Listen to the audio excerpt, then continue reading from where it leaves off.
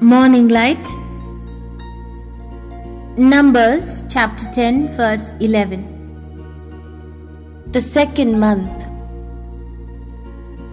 Today we continue our study from Numbers chapter 10. Yesterday we saw that Israel began their journey from Sinai in the second year on the 20th day of the second month, and we learned that the second year points to a new stage after redemption. Israel was no longer only a rescued people. They were now a prepared, ordered, taught, and sanctified people with a tabernacle in their midst. Today we will look more closely at the second month itself. When we search the scriptures, we find that many important events happened in the second month, and these events are not random. A beautiful pattern begins to appear. The second month again and again connects with judgment, restoration, provision, preparation, mercy, movement, and the building of the house of God. So the second month is not just a date on the calendar. It teaches us how Yahweh deals with His people after a major beginning. The first important event we see in the second month is the beginning of the great flood in the days of Noah. Genesis 7:11 says, "In the 200th year of Noah's life, in the second month, the 17th day of the month, all the fountains of the great deep were broken up, and the windows of heaven were opened." This was the day judgment began upon the old world. The earth had become filled with violence and corruption. Man had turned away from Yahweh, and the thoughts of his heart were continually evil. So Yahweh judged that world by water. But even in the midst of judgment, Yahweh preserved Noah and his family safely inside the ark. Here we see the first lesson of the second month. The old world was judged, but a new world was being prepared. The flood was not only the end of the old world, it was also the beginning of a new stage for Noah and his household. This gives us a deep lesson for the new creation. When Yahweh begins His work in us, He must first judge the old man. The old way of life, the old mind, the old desire, the old world within us must all come under judgment. We cannot carry the old habits into the new creation life. As Paul says, "All things are passed away. Behold, all things are become new." The second month therefore teaches us that new life begins with the judgment of the old. Before Yahweh brings us into the new world, He separates us from the old one. Just as Noah entered the ark, we enter into Christ, and in Him we are preserved while the old world passes away. The next event in the second month is also connected with Noah, and it is very beautiful. Genesis 8:14 says, "And in the second month, on the 7th and 20th day of the month, was the earth dried." Think of it. The flood began in the second month, and the earth was made ready again in the second month. The same month that saw judgment also saw restoration. Yahweh did not only judge the old world, He also prepared the earth for a new beginning. This shows us that God's judgment is never without purpose. When He removes the old, it is because He is preparing something new. When He dries the earth, He is making a new place for a new life. Noah and his family came out of the ark into a cleansed world, ready for a fresh beginning before God. For the new creation, this teaches us that the Almighty God does not only expose and remove our old life, He also restores us. He does not leave us empty after judgment. He prepares our hearts to become fruitful again. Sometimes He must dry up the flood waters in our lives, removing confusion, fear, and instability. And then He gives us firm ground to stand upon. The next important second month event is found in Exodus 16:1, which says, "And they took their journey from Elim, and all the congregation of the children of Israel came into the wilderness of Sin on the 15th day of the second month after their departing out of the land of Egypt." This happened shortly after Israel came out of Egypt. They had crossed the Red Sea and seen Yahweh's mighty hand. But now they entered the wilderness, and the people began to complain because of food. They remembered the food of Egypt and spoke against Moses and Aaron. Yet Yahweh did not abandon them. In the second month, he began to feed his redeemed people with manna from heaven. This is a beautiful lesson for the new creation. After we are delivered from Egypt, we quickly learn that the wilderness cannot feed us. The world cannot sustain the new life God has given us. Israel's food may satisfy the flesh for a time, but it can never nourish the spirit. So God gives bread from heaven. In the New Testament, Christ reveals the true meaning of this when he says, "I am the bread of life." The manna points to Christ and the true bread who came down from heaven. Just as Israel had to gather manna daily, so the new creation must feed daily upon Christ through the Word of God. After redemption, God provides spiritual food. He does not bring out Egypt and leave us hungry. He feeds us with Christ and teaches us to depend on Him day by day. The next connected event with the second month is the building of the temple in the days of Solomon. In 1 Kings 6:37 we read, "In the fourth year was the fountain of the house of Yahweh laid in the month Ziph."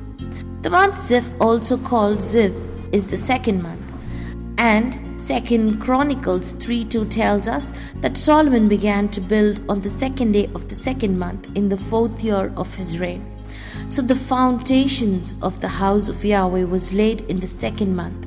This is very important, for it shows us that the second month is not only connected with judgment and provision, but also with the building of Yahweh's house. For Israel, this was the beginning of a great work. The temple was to be the place where Yahweh's name would dwell, the center of worship, sacrifice, prayer, and fellowship. The foundation had to be laid before the house could be completed. For the new creation, this connects beautifully with who we are in Christ. We are not a physical temple made with stones. We are the spiritual house of God. Peter says, "Ye also as lively stones are built up, a spiritual house." And Paul says that we are builded together for an habitation of God through the Spirit. So, the second month teaches us that God is the building of His house. After He delivers us, feeds us, and restores us, He begins to build. He lays the foundation of truth in our hearts. He places Christ as the chief cornerstone.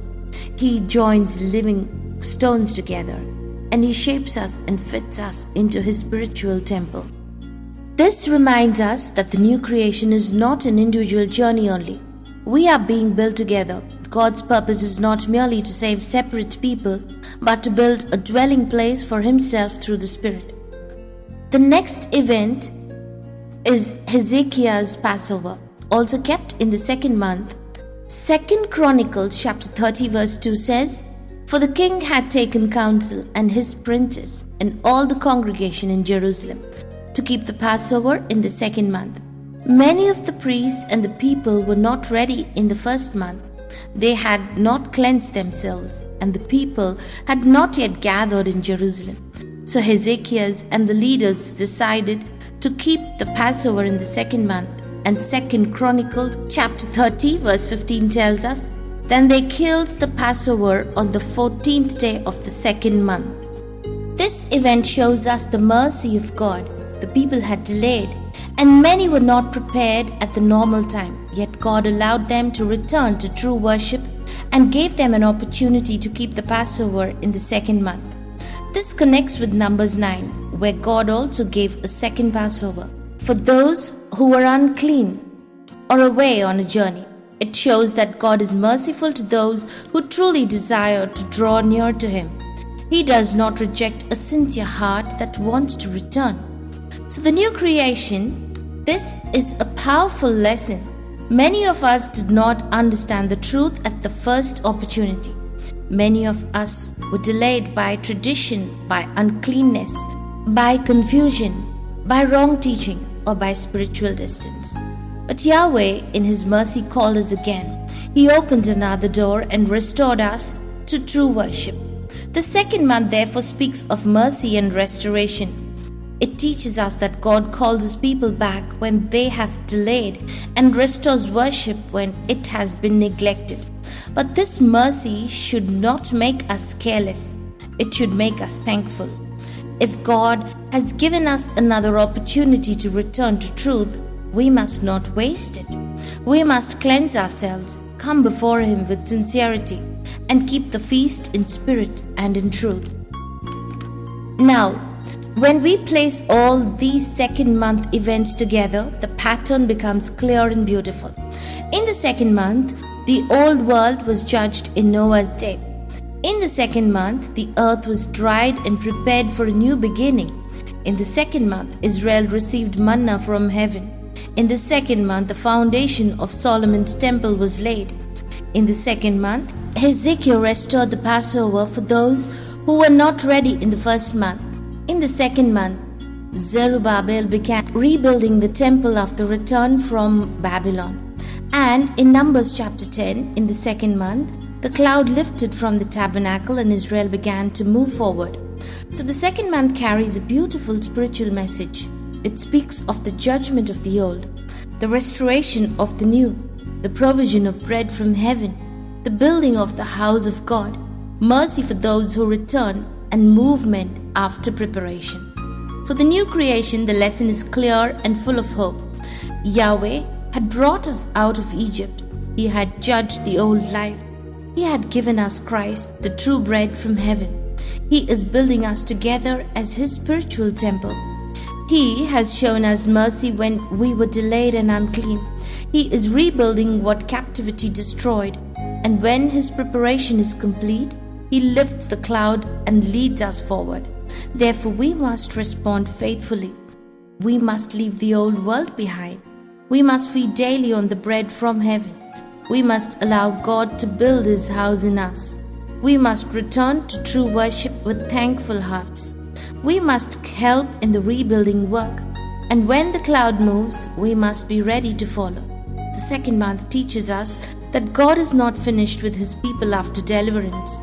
He restores, he feeds, he builds, and he moves them forward. This is the journey of the new creation. Tomorrow, God willing, we will study the meaning of the 20th day. Prayer. O Yahweh our God, we marvel at how carefully you have woven your purpose through every season. In the same month, you judged the old world and dried the earth for a new beginning. In the same month, you fed your people with bread from heaven and laid the foundation of your house. In the same month, you showed mercy to those who came late and began to rebuild what was broken. Do the same work in us, purge our old life, feed us with Christ, and build us a living stones. And when your preparation is complete and the cloud lifts, make us ready to follow. Great is Yahweh and greatly to be praised, and his greatness is unsearchable. In the name of Christ, the foundation and cornerstone of your house, we pray.